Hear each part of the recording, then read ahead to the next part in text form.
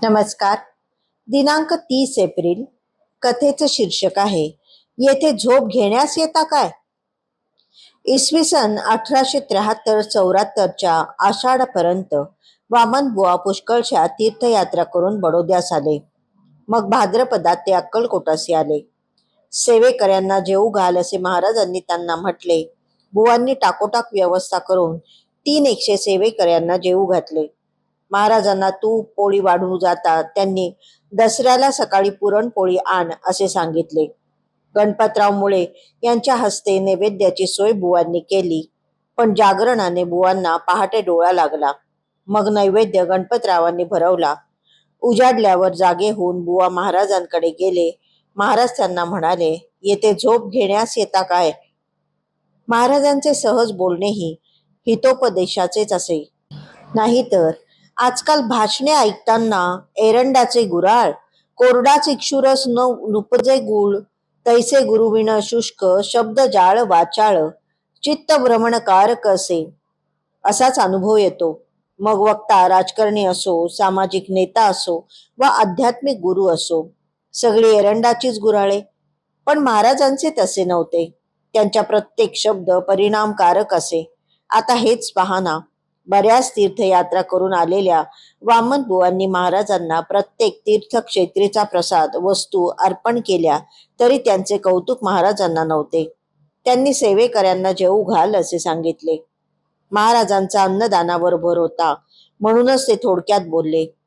तीर्थयात्रा करून आल्याचे सांगता कुत्र्यांना तुकडे घातले ते ठीक आहे, आता सेवेकऱ्यांना जेवू घाला. याचा अर्थ असा होतो की तीर्थक्षेत्रावरचे पंडे पुजाऱ्यांना दान दक्षिणा आणि भोजन घातले ते ठीक झाले, पण आमच्या सेवेकऱ्यांना जेवू घालशील तर ते पुण्य शतपटीने वाढेल. तीर्थक्षेत्रीचे पंडे पुजारी हे सारे व्यावसायिक आहेत. इथे आमचे सेवेकरी आहेत. त्यांच्या इच्छेनुसार बुवांनी लगोलग व्यवस्था करून त्याच दिवशी 300 सेवेकऱ्यांना जेवू घातले. महाराज खुश झाले. त्या आनंदात त्यांनी बुवांना दसऱ्याचे दिवशी सकाळी पुरणपोळी घेऊन येण्यास सांगितले. साक्षात नारायणच प्रसन्न झाला होता. विजयादशमीच्या मुहूर्तावर अनंत हस्ते वामन बुवांवर आपल्या कृपेची खैरात करणार होता. कृतिका नक्षत्राचे 4 थेंबही लाभदायक असतात. इथे तर इंद्र वरुणादी देवता 9 नक्षत्रांसह ज्याच्या आज्ञेने कृपाजळाचा वर्षाव करतात तो उदारांचा राणाच प्रसन्न होत जाता घे घे म्हणत होता. महाराजांना गणपतराव मुळ्यांच्या हातचं नैवेद्य फार आवडे. बुवांनी त्यांच्यावर ही जबाबदारी सोपवली. मध्यरात्री उठून स्नान करून गणपतरावांनी नैवेद्य बनवला. तोवर वामन बुवा जागे होते, पण पहाटे त्यांचा डोळा लागला. मुहूर्त चुकू नये म्हणून गणपतरावांनी नैवेद्य अर्पण केला. दिवस उजाडता बुवा जागे झाले.